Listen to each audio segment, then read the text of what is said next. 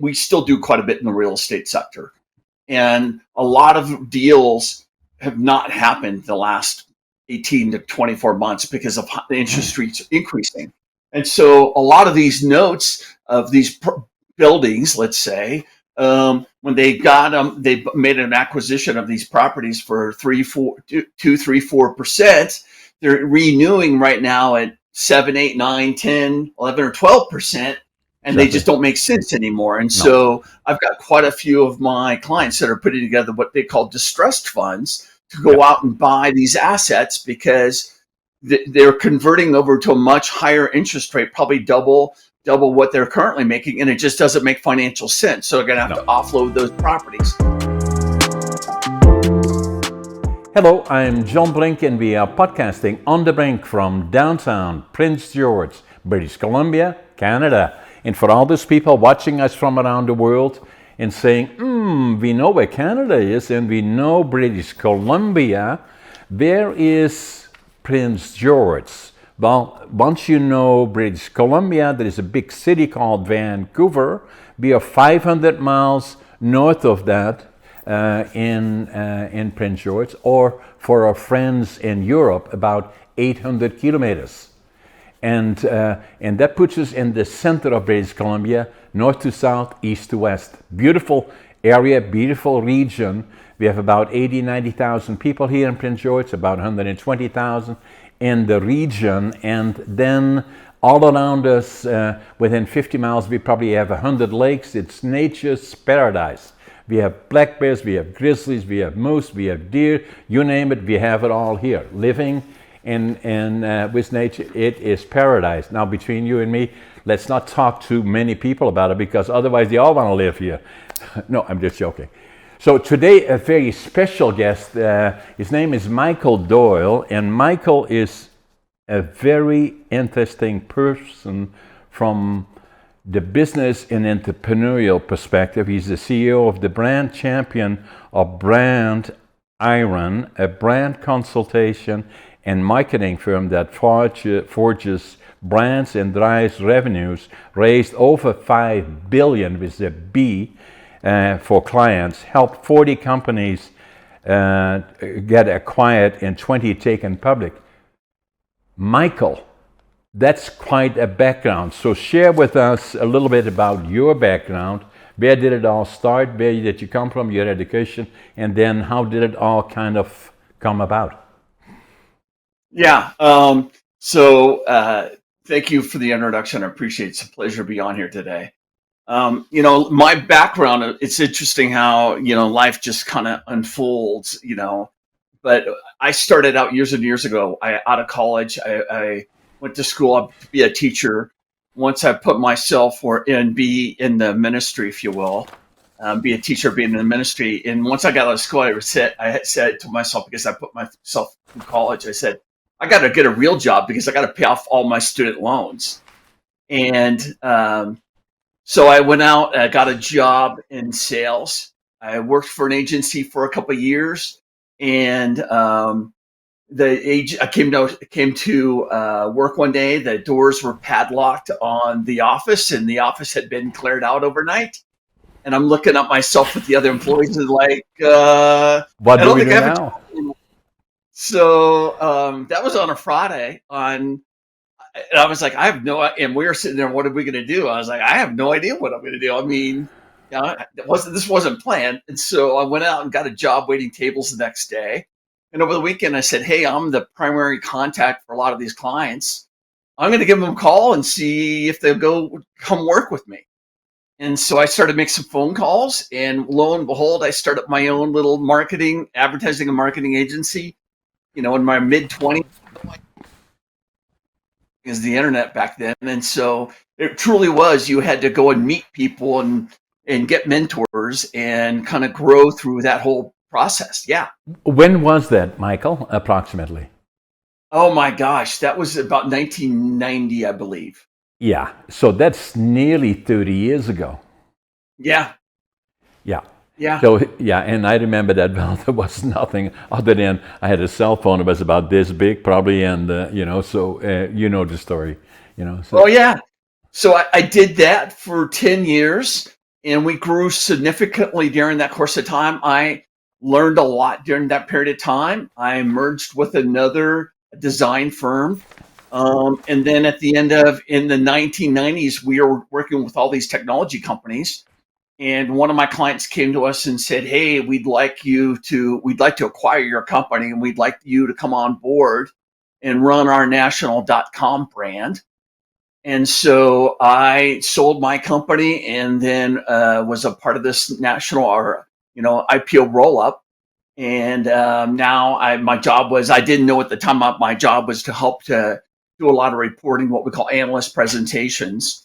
Yeah. And I put together a deck every month and every quarter, and about our results and our strategic plan and what we're trying to get accomplished.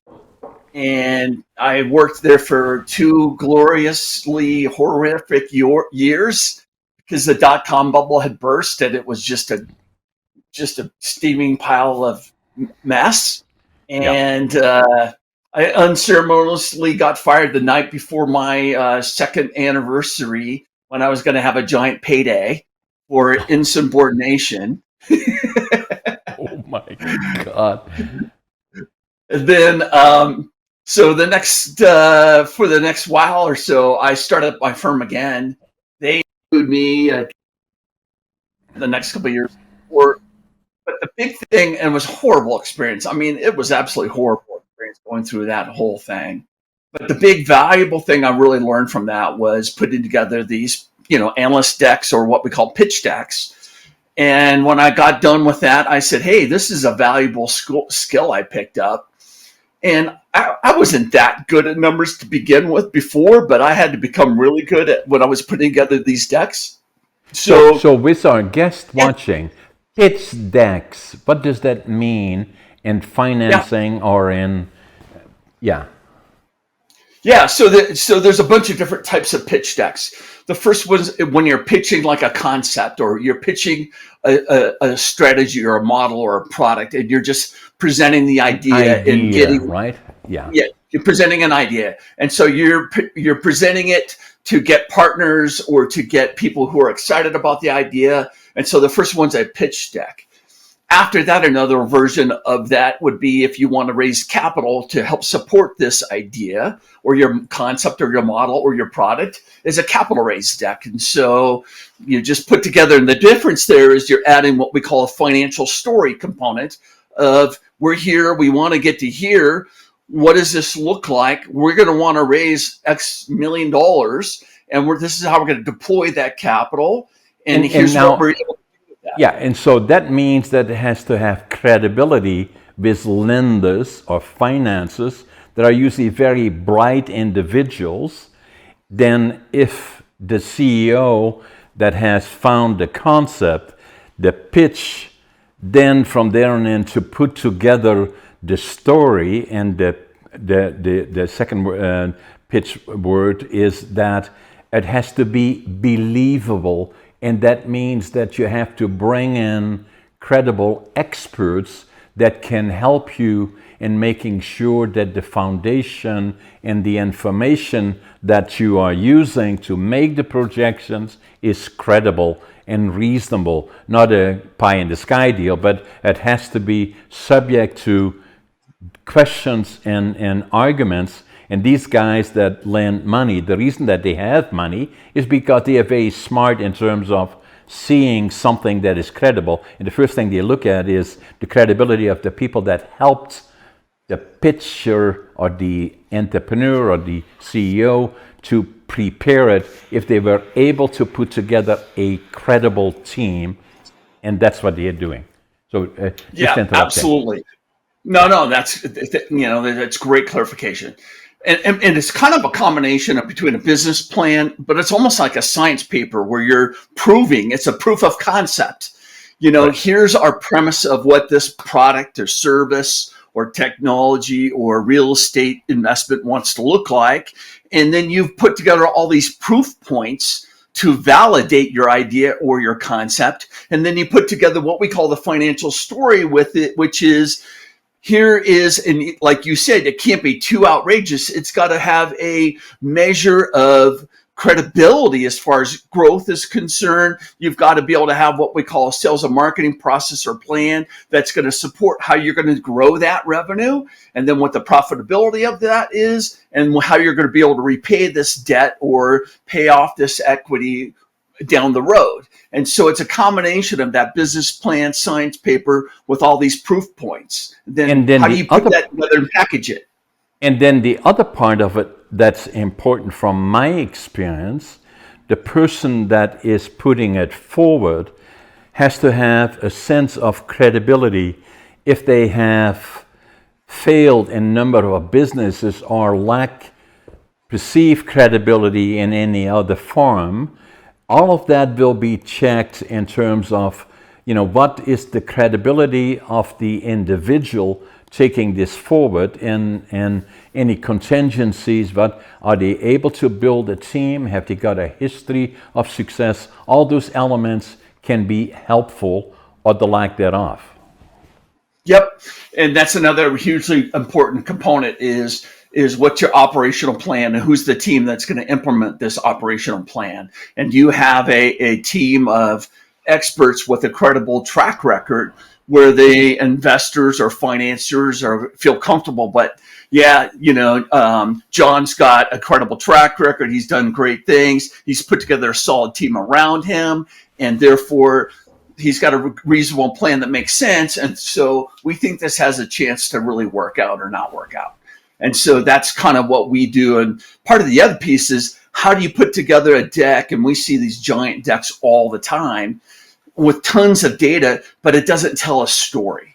So how do you put together an effective story that the financiers, like you said, these guys, whether it be in the banking realm or investment banking realm or private equity or venture capital, are very, very bright individuals. And so how do you put together a presentation that is quick, it's to the point, and makes sense, tells a good story, it's believable, they like the idea, they like the team, they think it's very doable. And so how do you put together this components and tell this story in a nice, tight fashion? And that's the challenge. And it's a unique situation where not very many people know how to do it well. There's a lot of people try, and there's a lot of bad pitch decks out there, but the very people have the ability or the skill to know how to do it and done it well.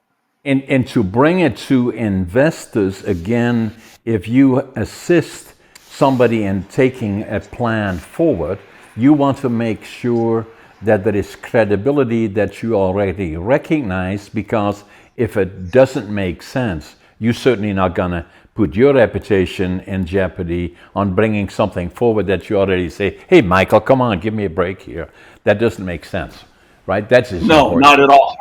I have to buy into it, right? Yeah. I have to believe it. And then, sometimes I have to be the bearer of reality, right? I have to communicate or ask the tough questions about, do I really believe this or not believe this? And I think, a lot of times I had to say, I just don't think this portion's believable. We have to redo this. And exactly. I would say about 80 to 90% of the time, like on the big ones on the financial projections, they all have this huge hockey stick, right? And exactly. I got to be the bearer of reality and say, no, I think it's probably this. I think it's probably more like this. And so how do we have a successful plan here and make that believable? But it gives you in your organization credibility from a lender's perspective, because your success rate is already obvious, and you're going to make sure that you continue that. So your phone calls are being returned by the lenders, and then at the same time, those that have good ideas and concept, but simply need somebody to help them in bringing it forward, you're very helpful on that side as well. So it puts you in a very unique position.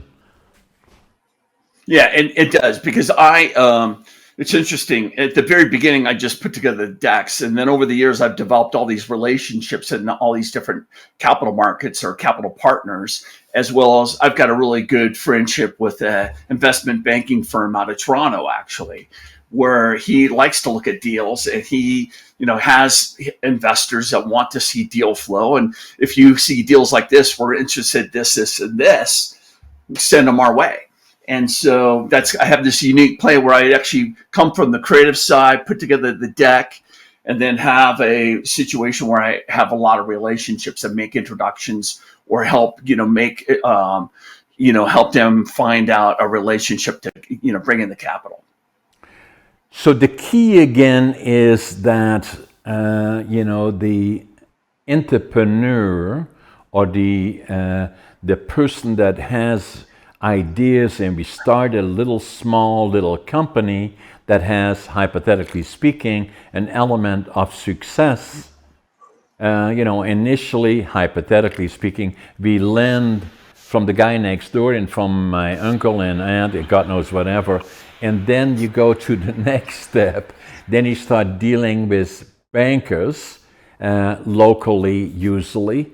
And then you go with difficulty to the next one. And then as the companies become bigger, and then financing becomes more critical and important, and strategy, that it takes a special skill set for the entrepreneur to go to the different levels. And as it becomes more difficult, either he must then recognize that he needs to bring in other skill sets that allows him to grow from that point forward. And that means that for the people watching us that are entrepreneurial, is that after you get something off the ground, you go to the next step, you see a market, and the market is growing, and then from there on in dealing with bankers. And then once you go to the point with the banker, hypothetically speaking, and you see an opportunity into the next step, what does the CEO do at that point? Obviously far away from going public or attracting investors from all over the place, but you've grown through the local banker, and you're doing all the things well. The key again is to maintain credibility as the CEO, and the key for businesses a lot of times, if there is bad news, talk to your banker. Naturally, what we want to do is not talk to them about it, but that's not a good idea, because they want no surprises, especially not unpleasant ones. And to maintain credibility is always in your track record important. And now you go the next step. So where do you go? The banker locally is tapped out in their management structure. They cannot go beyond a certain limit. They go to the region, the state, or the province, or and at what point do you get strategic thinking involved, like services that you offer in others, and saying, okay, that can help that entrepreneur that sees direction but lacks, respectfully, the knowledge as to go those steps? Sure. I think that it comes into play at any and all levels, because, raising capital or finding financing is so hard these days, especially the last year and a half to 2 years with the huge increases. And one thing I was going to say too, John, that the local bankers are not, lately these days, over the last couple of years, they don't lend money unless it's against hard assets. And for most businesses, a lot of them, especially if you're a service business, you don't have any true capital equipment, you don't have any property, and so they don't want to lend because you don't have any assets. No. And so private lending has become a huge deal the last several years, because don't take it personal, that kind of a thing. And so it's just one of those situations where the banking world has really been regulated so much, and that you've got to seek alternative financing sources. And so that's the case in the United States as well as in Canada and likely Europe. Yeah, it's all over the place. Correct. It's all over the place. And so the banking, they want to do deposits, and they want to lend money on sure things. Exactly. Now, at the same time, though, Michael, what I say, there is lots of capital available. There is, even now, But you have to be able to find that and the other part, correct me if I'm wrong, in your opinion, at the time that things are tough and difficult, as they have been now, already started before COVID actually, and continue to now. If I look at the United States, the inflation rate is now coming down below 3%. That's a good thing.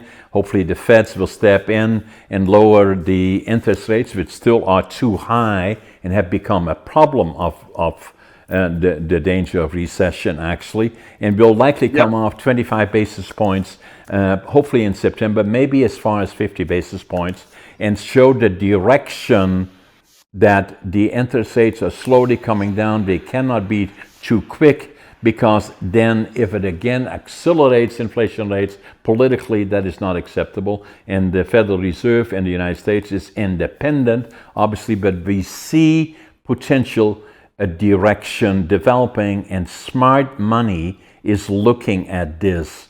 And so what I'm saying, as an entrepreneur in business, this is the time potentially of opportunity. Yes, absolutely. In fact, because capital has been really expensive, there's a lot of deals. Like, here's a really good example. We still do quite a bit in the real estate sector, and a lot of deals have not happened the last 18 to 24 months because of the interest rates increasing. And so a lot of these notes of these buildings, let's say, when they got them, they made an acquisition of these properties for 4%. They're renewing right now at 7, 8, 9, 10, 11, or 12%. And they just don't make sense anymore. And so I've got quite a few of my clients that are putting together what they call distressed funds to go out and buy these assets, because they're converting over to a much higher interest rate, probably double what they're currently making, and it just doesn't make financial sense. So they're going to have to offload those properties. And so I see that as a huge problem, and a lot of deals just didn't get done because of the expensive cost of capital. And so capital is out there, but it's still fairly expensive. And there's a lot of deals that just won't get done until they start to come down more on their interest rates, which I agree with you. I think they are going to start doing this fall. And I think that will accelerate it. But there's a lot of speculation that the interest rate cuts should have happened sooner. Correct. And contrary to what people think, and the same in Canada actually, but I watch the United States very closely because we're doing a lot of business there, and I'm interested in it. And obviously the political agenda is, to say the least, interesting in the United States, and people are looking at that. But the economy in the United States, from my perspective, is very, very strong, and has very, very good potential. But the cost of interest rates is still too high, the Fed rate is too high, but once they show direction, then the thing that follows fairly quickly, correct me if I'm wrong, 30-year mortgage rates are still around 6.7 or so in that area, and they have to be around the 4 to 4.5, and hopefully before the year end we'll have hopefully 3 more adjustments of maybe half point, 50 basis point, maybe even 25. But if it would be 3 adjustments, then that would put us in the high 4s, and that would start being encouraging from the investor's perspective, and probably get some other people out of trouble. But in the meantime, deals have to be made in distress, and that provides opportunity if you can make the right pitch, and you have the right background, the right reputation, and the ability to look forward. There are opportunities. Absolutely, there are opportunities, and we see it, and we see in a lot of different, especially in the real estate side, because that's where it's been a lot of volatility over the last several years. Is that there is a lot of these with the higher interest rates, those notes are coming due, and they've got to refinance. And can they wait another year for the interest rates to come down, or are they coming due now and they got to do something now? And those are the deals that are going to get done probably the next year, where there's a window of opportunity before the market resets again at a lower interest rates. Exactly. And then they could recapitalize or refinance then. And so over the next, we see quite a few people that are very bullish on the real estate market because of rates are going to be coming down, and there's still going to be a fair amount of collateral damage from the high spike in interest rates over the last 18 to 24 months. Let me give you a little bit of a picture, and you probably already looked at my background. In my businesses. Okay, let me first start with that. I'm going to be 84 this November. I'm going to show you the last. I'm also an author. I wrote about 4 books. I'm working on 2 more books. The last book that I did just came out is this one, Living Young, Dying Old. And that's a picture of me, actually, as I'm very much into health and fitness, and I'm the oldest competitive bodybuilder in North America. So nice. I qualified for the Arnold's just in 2018, and then COVID came, and then so now again I'm training very hard. That's the way I look now, and for the Arnold's in 2025, and that's my 85th year. And I'm trying to get Arnold on my podcast, and all I want to do is telling him in regards to the Arnold's in Ohio that I'll be back. I want to get him on my podcast. I'm just kidding. No, that's awesome. Fitness to me is extremely important. That means diet, mentally, physically, and then I do a lot of stuff, and I'm not here to say, oh, look at John, how successful he is. That's not what it is about. But I have 4 silos. The one is lumber manufacturing.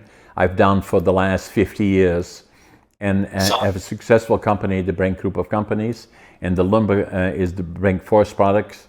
That have a number of mills. The second silo is warehousing, distribution, and logistics. And the third one is real estate, residential, commercial, and industrial. And the fourth one is media, where I'm doing, as an author, doing books, doing podcasting, and looking at doing a platform in that direction as well. I see media as having huge potential.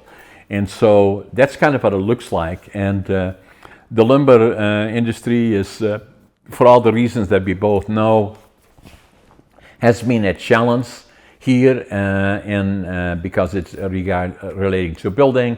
But we've been around for a long time, and we will survive the downturn and look forward to the next year. And we're kind of looking at doubling the size of our companies. On the lumber side, the same on warehousing, distribution and logistics. I think has huge opportunities. We're the largest company in northern British Columbia in warehousing, and then the real estate, residential, mainly developing subdivisions. And then commercial and industrial be probably the largest one in northern British Columbia as well. So nice. And so I'm always very, very interested in what happens. Then the other part that I should just quickly mention is I was born in 1940 in northeastern Holland, within 10 minutes of the German border. I was there when Hitler decided to invade or take over most of Europe. And I remember even from the time that I was 3.5, 4 years old in the northeastern part of Holland, I'm sure you're familiar with it, 10, 15 minutes from the border, I still remember hundreds of planes, bombers from the Allied forces flying overhead day and night. And my mother would take us outside, and because she felt safer outside than inside. And the brother is 2 years older than me, and the sister 1 year older. And my dad had been drafted into the Dutch army in April of 1940, and they did not. And the last they heard from him was when Rotterdam was bombed, and for 5 years they would not know if he was dead or alive. So it was my mom with 3 little kids, and so I remember still even now the sound of those bombers overhead. I still can hear it, and hundreds of bombers. And then if we were outside watching, in the distance, she felt safer outside than inside, as I said. In the distance, we should see the sky was red, where they were bombing the cities close to the North Sea, where Germany touches the North Sea, Bremen, Hamburg, Wilhelmshaven, Kiel, all those places. The sky was just red, and so she felt safer outside than inside. The other part that I remember is that the hunger winter of 1944-45 is that where Germany had cut off all the food, thousands of kids and people that were vulnerable died. Every morning, the three of us, the three kids, would go with gunny sacks into the railroad yards and pick up anything edible and burnable. And the reason that we did as kids, because they wouldn't shoot us, they boot us one, and the next morning we'd be back. And then it was also the coldest winter on record. And I still can now, even 80 years later, I can still feel the hunger and the cold. We had a little stove, we'd be sitting around there in the cold then. And then when we were liberated by the Canadian Army, April the 12th, 1945, it made such an impression on me that I always knew I would go to the land of my heroes. And it took me till I was trying to go when I was 17, was drafted into the Judge Air Force for a little over 2 years, and then finally I won when I was 23. And then academically, I was not a success story. I failed grade 3 and I failed grade 7 3 times. And they said, "What are you going to do with this guy?" And saying, "Oh, well, maybe send him to the mentally challenged school." My parents said, "No, I'm not going to do that. Let's teach him a trade." So I liked lumber because my dad worked in lumber. My grandfather was a master carpenter. And so they sent me to a furniture factory. And at 13, I became a furniture maker. And I loved it. And then, but kids are hard on each other. And all the friends that I used to have that went to college and university all kind of looked down on me, and I became a laborer. And so, but I loved what I was doing. I always had a positive attitude, but deep down, I felt that I was just as smart as all the other people, but I didn't know why I had so much difficulty with some of the things. So I felt I had to start over again. So going to Canada in July of 1965, I wanted to start with nothing. I couldn't speak the language, didn't know soul, didn't have a job. And I took very little money. I had a suitcase, 3 books, 2 sets of clothes, and the dream of building a lumber mill.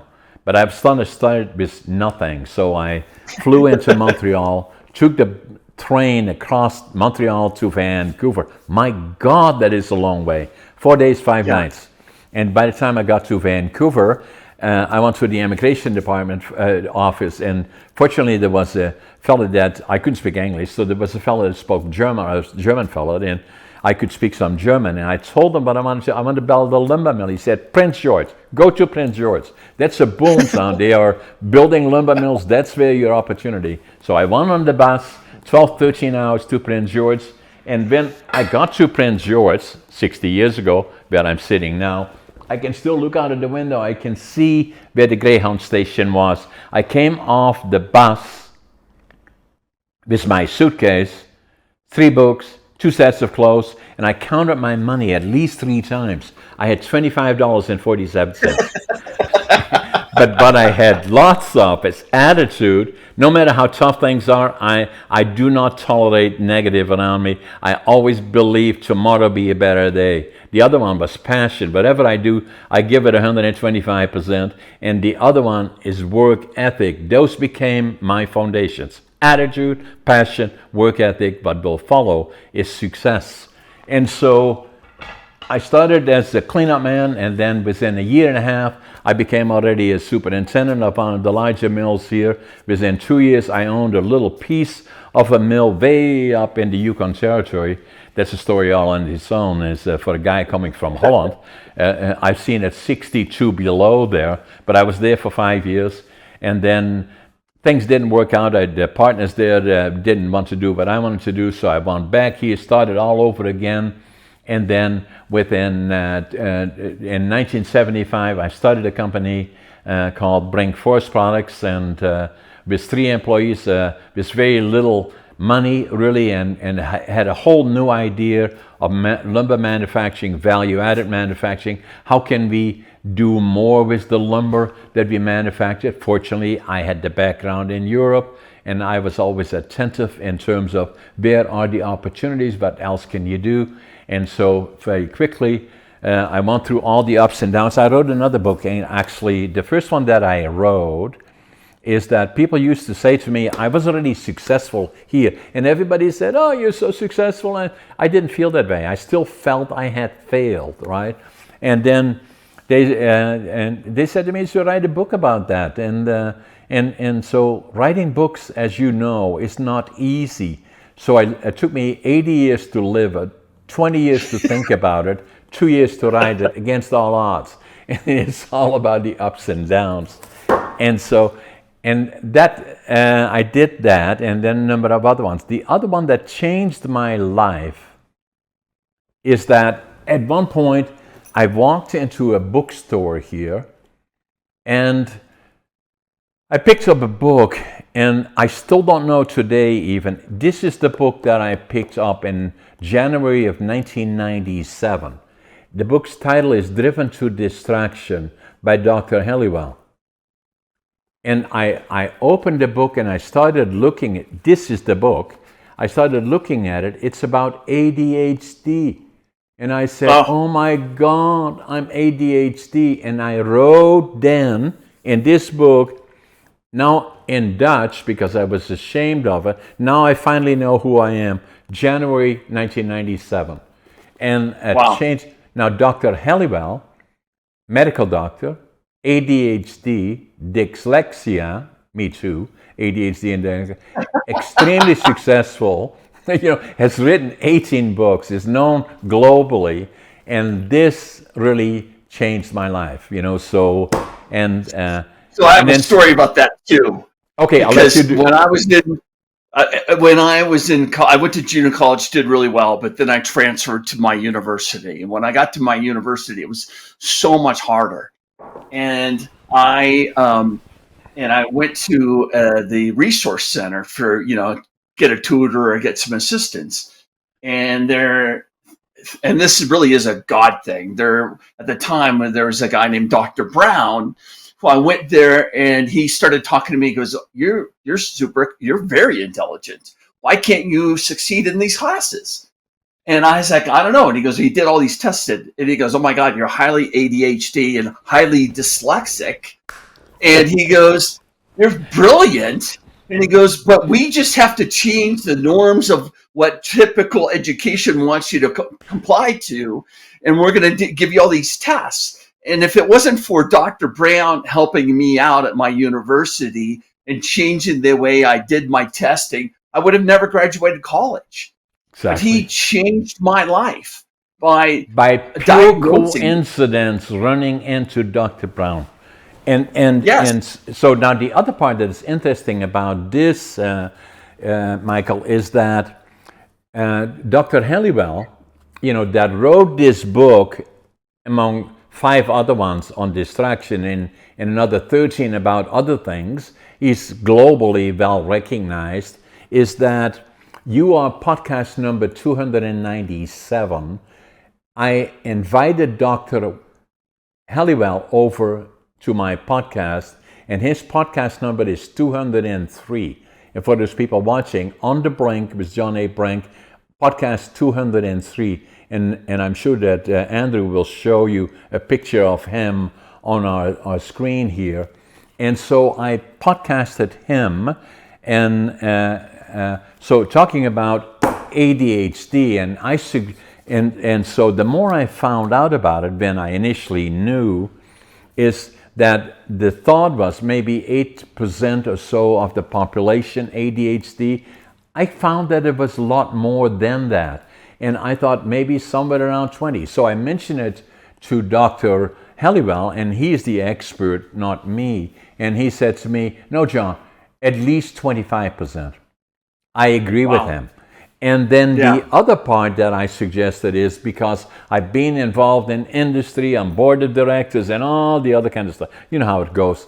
And Yeah. then I got to know a lot of people that are very highly qualified and motivated in business and all the other kind of things. So I concluded, at least in my mind, and I suggested that to Dr. Halliwell, that I believe CEOs and entrepreneurs, the successful ones, and that's the operative, are at least 50% of it, in my mind, I suggested to Dr. Halliwell, ADHD. He said, no, John, 75%. I agree with him. Wow. So if you That's have an amazing. opportunity, what's the podcast? It's I a will do very that. interesting. So Absolutely. That's great. so that changed my life, So, and then the other part, just to add one more piece to it that changed my life, is in 1990. I was very successful already, and everybody said, "You're so successful," but I was not a very good communicator. I was okay in my own setting, but I did not have the self-confidence outside of that. And then somebody, an ex-sister-in-law, actually said to me, I want you to come to Toastmasters with me. I said, what is that all about? She said, Toastmasters is, I said, what do? They teach communication skills. And I said, are they going to ask me questions? She said, no, just sit in and watch it. So I did that. And then in the middle of the meeting, somebody said, hey, John, tell us all about you. I said, oh my God, I'll never go back here. I stayed there for 10 years. Won to the Wow. highest level in Toastmaster, became a distinguished Toastmaster. And of all the people that are watching us, Toastmasters probably in North America alone, as we are sitting here, at least 500,000 people are involved in Toastmaster clubs. There's 3 clubs in Prince George. There's some in your city, I'm sure. Absolutely. And at least 10 million over the last 20, 30 years have had exposure to Toastmasters to whatever level they want to go. In my case, I wanted to go to as far, and less than 1% reach or less than 0.5%, some people would say, reach the level of becoming a distinguished Toastmaster. It changed my life.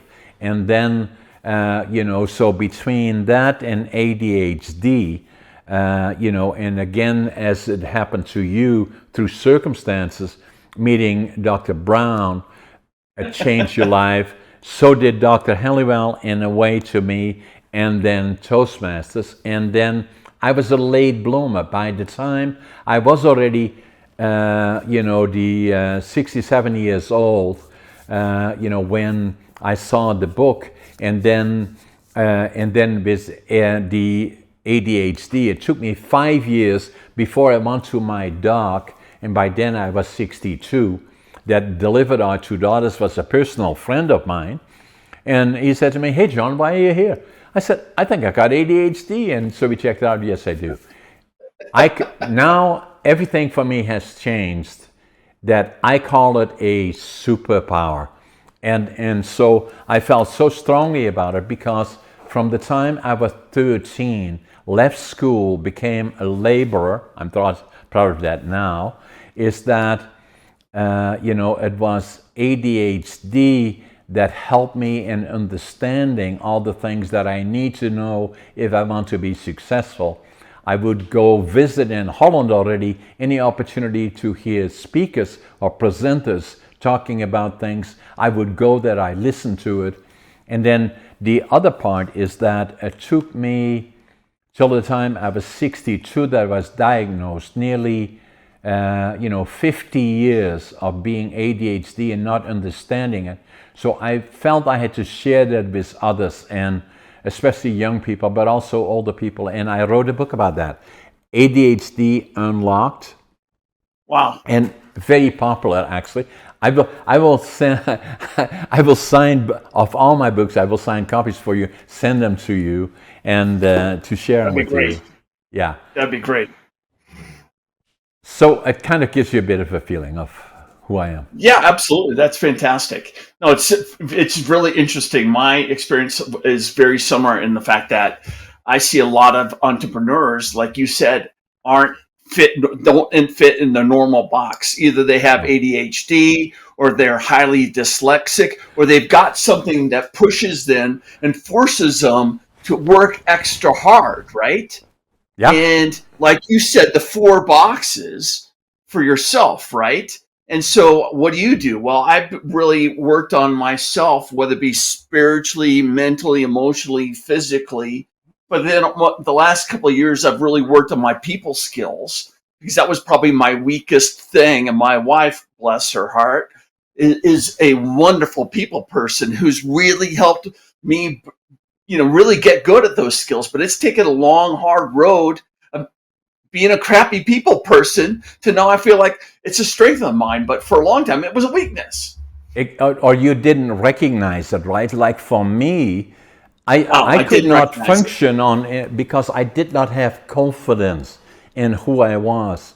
And so to become at peace with who you are, to me, is very, very important. And to know who I am, and looking back to the time that I failed grade 3 and I failed grade 7, I do a lot of presenting. And the other day I did a presentation and I said, I failed grade 3. I don't know anybody who failed grade 3, and there were about 250 people there. And a lady from the back said, I failed. I said, just you and me then, so, but the point is, and then the other people said to me, you failed grade 7, does that still bother you? I said, it does. It does. It still immensely bothers me because I should have quit earlier.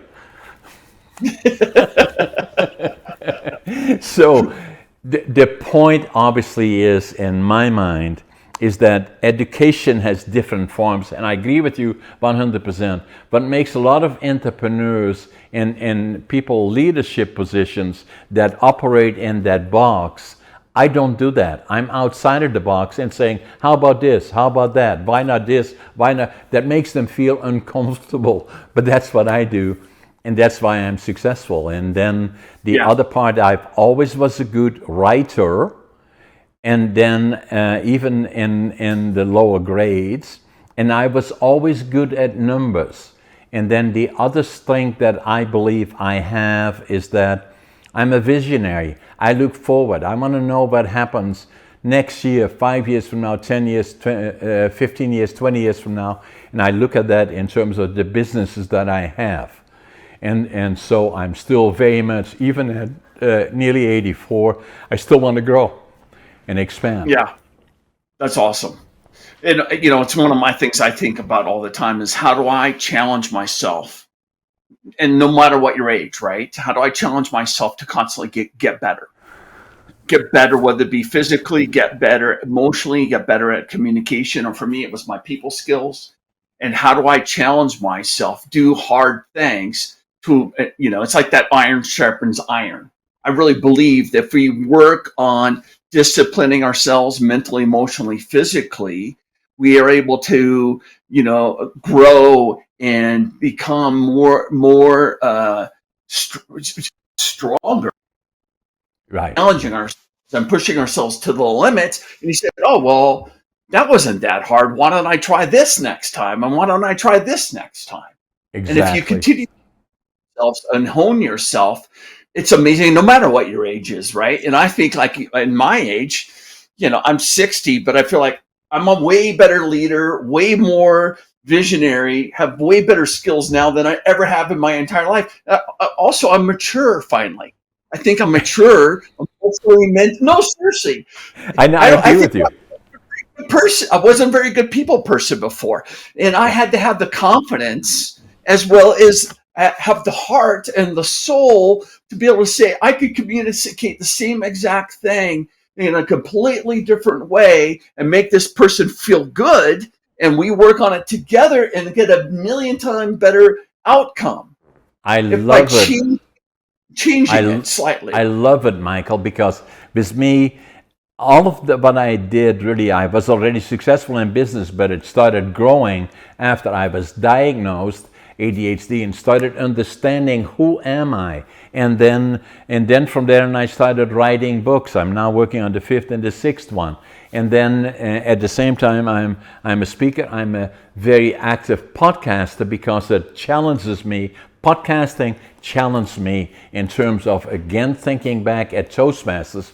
And a lot of people say to me, so what did you learn at Toastmasters? I said, what is it all about, people say? Is it all about speaking? No, it isn't. In my mind, is Toastmasters will teach those that are part of it a number of things. But for me, what was the most important is to become a good listener, first and foremost.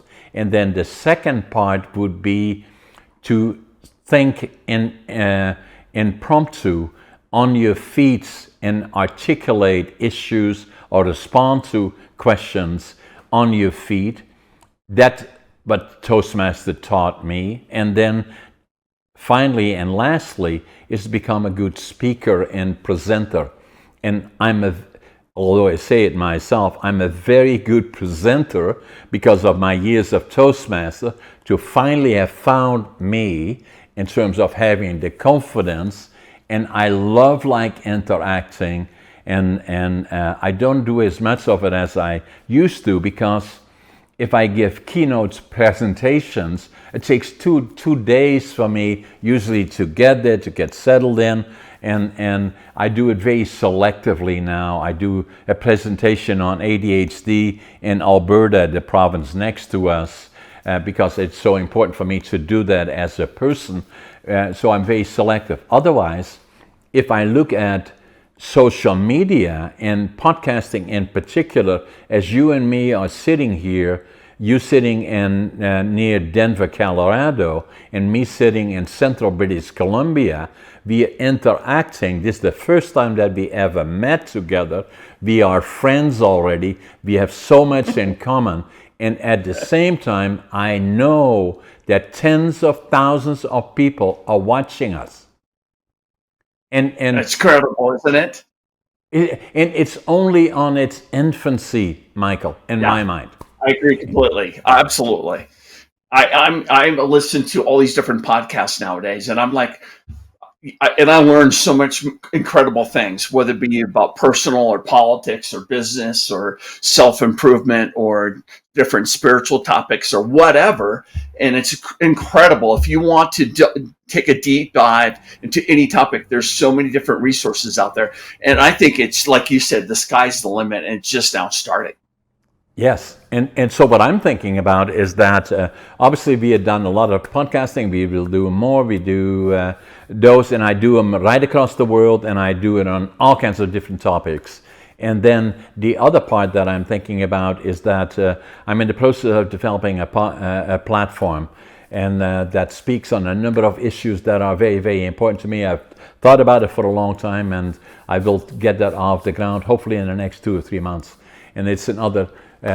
My other silo now, it used to be 4, now it's 5, is that the one is media, doing the writing of the books, and then speaking, and then presenting, and then media, obviously podcasting, and then platform. And I love it. It challenges me. It works for me. And then a lot of people say to me, how do you do all the stuff that you do? You got 10 companies and you write all these books and you do all the podcasts. How do you do it? I say ADHD. That's how I do it.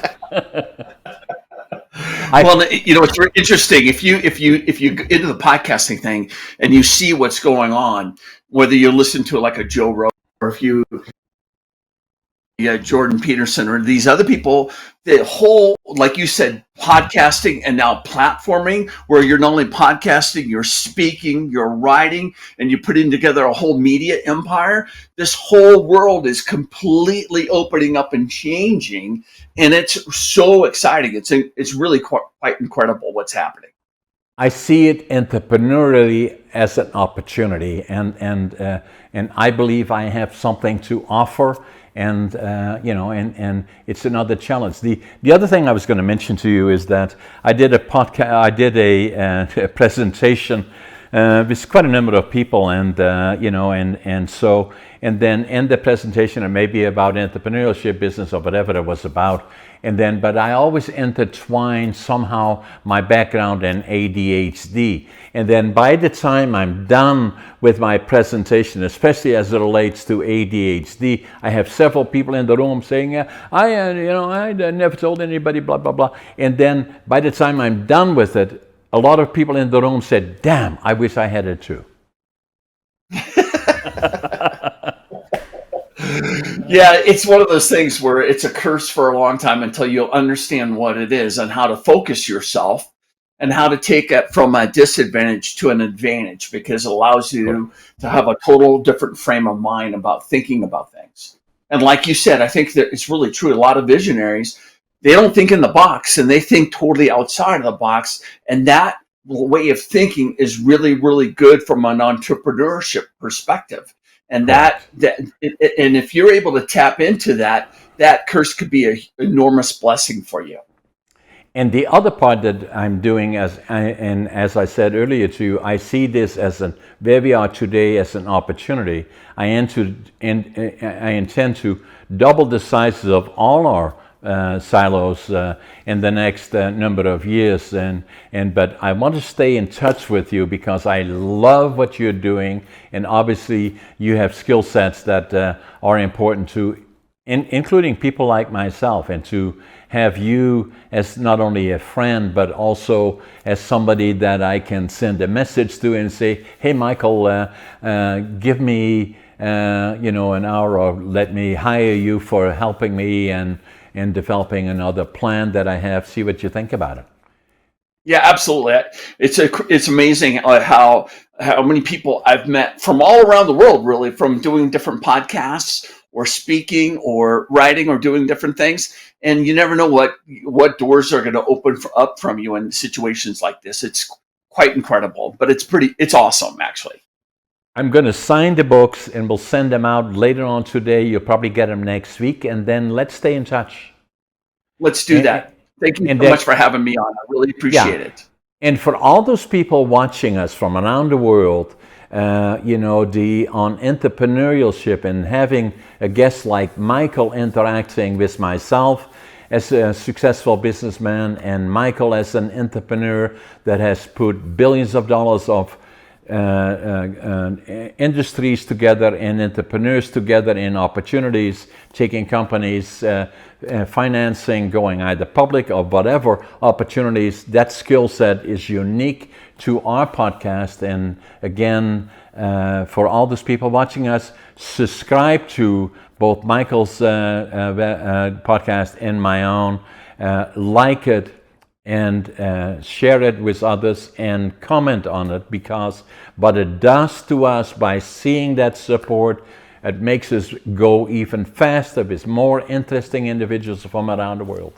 Michael, it was a pleasure, a privilege, and we'll stay in touch. Absolutely. Thank you so much. I really appreciate the conversation. Thanks, Michael. Take care. Thank you. Appreciate it.